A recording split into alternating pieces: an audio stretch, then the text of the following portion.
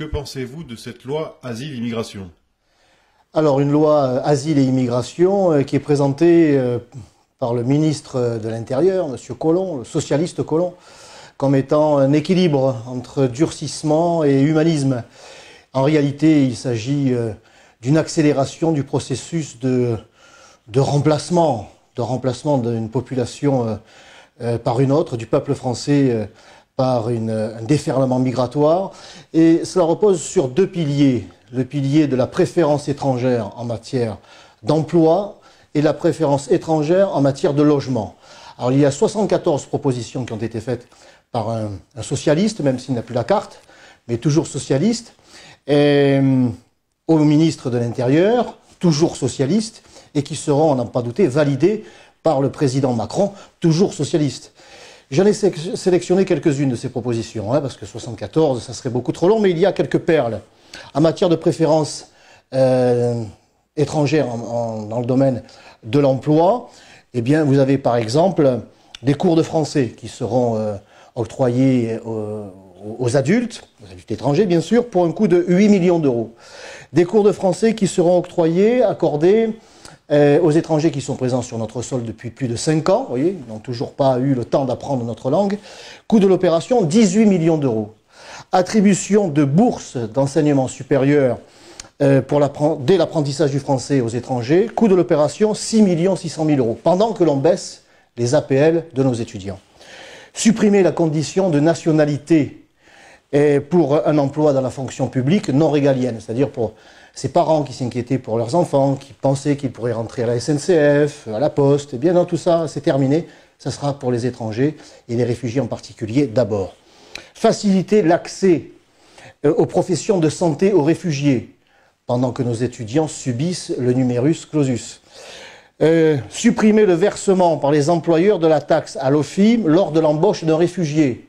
Préférence étrangère à l'embauche. Coût de l'opération, plus de 8 millions d'euros. Développer l'utilisation des clauses sociales dans les marchés publics de l'État pour favoriser l'embauche, le recrutement de qui? Des réfugiés. Voilà les exemples, quelques exemples qui montrent qu'il y a une volonté de préférence étrangère à l'embauche, mais ça ne suffit pas. Préférence étrangère également en matière de logement. Proposition 56. Vous m'excuserez si je lis mes notes, mais il y en a tellement que je ne voudrais pas en oublier. Prime de 1 000 euros accordée aux communes qui logeront des réfugiés d'abord.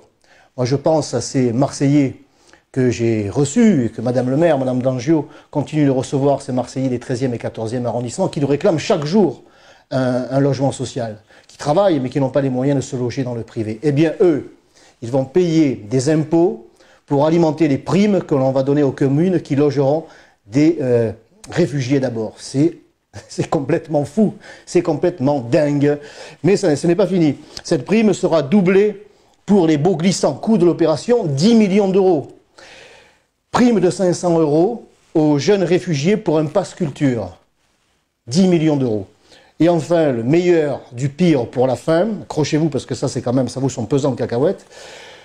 Créer un crédit d'impôt pour les foyers hébergeant gratuitement des migrants et en particulier des réfugiés. Coût de l'opération, 9 millions d'euros. Crédit d'impôt pour des foyers qui vont héberger gratuitement des migrants. C'est un gouvernement de dingue qui pousse à l'extrême la préférence étrangère. Nous avons entendu le ministre de l'Intérieur nous faire savoir que lorsqu'il s'agirait de migrants mineurs, il va faire venir leur famille en France. Alors que les mineurs retrouvent leur famille, bien sûr, mais dans le pays d'origine. J'ajoute que ces mineurs, ces prétendus mineurs, 70% d'entre eux, c'est une estimation, sont en réalité majeurs. Et pourtant, on ne veut pas appliquer ce fameux test osseux qui n'a rien d'agressif, parce que la Commission européenne nous interdit de le faire.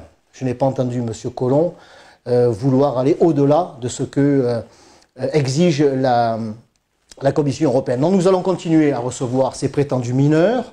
Ils ont été 27 000 en 2017. L'on estime qu'ils seront 40 000 en 2018, sachant que chacun d'entre eux coûte 60 000 euros.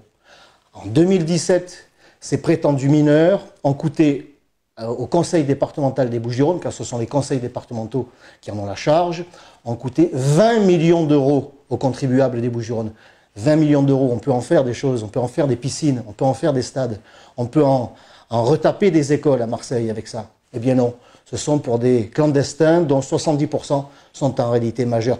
Il ne faut pas oublier non plus le coût sécuritaire, le coût identitaire de cette délirante politique de submersion migratoire. Voilà la réalité de cette loi immigration-asile. Le ministre de l'Intérieur a annoncé un durcissement en matière de droit d'asile. Qu'en est-il réellement? Oui, qu'en est-il réellement? Parce qu'il s'agit là d'une mauvaise plaisanterie. Eh bien, ces demandeurs d'asile seront autorisés à travailler 6 mois, déjà 6 mois après le dépôt de leur demande, voire plus tôt. Et donc on va déjà leur permettre d'obtenir un emploi avant que leur dossier ne soit traité.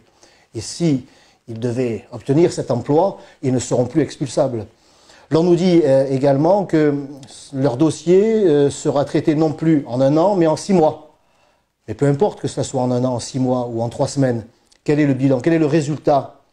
97% des déboutés du droit d'asile restent sur notre sol. Et ils ont un toit et ils sont soignés. Soignés, je pense là aux clandestins. L'aide médicale d'État qui leur est réservée va passer de 700 millions à 1 milliard en 2018. Donc vous voyez bien que dans tous les domaines de l'immigration, que ce soit l'immigration légale, dont on ne nous a pas annoncé une réduction, je rappelle qu'il y a eu 260 000 entrées en 2017, l'immigration légale, l'immigration illégale, le budget consacré à l'immigration illégale baisse de 8 millions d'euros, et l'immigration via ce système dit de réfugiés ou d'asile, eh bien, l'on voit bien qu'il n'y a aucune réduction qui est annoncée, simplement un meilleur accueil. J'aimerais que les Français soient aussi bien accueillis en France que ne le sont les étrangers.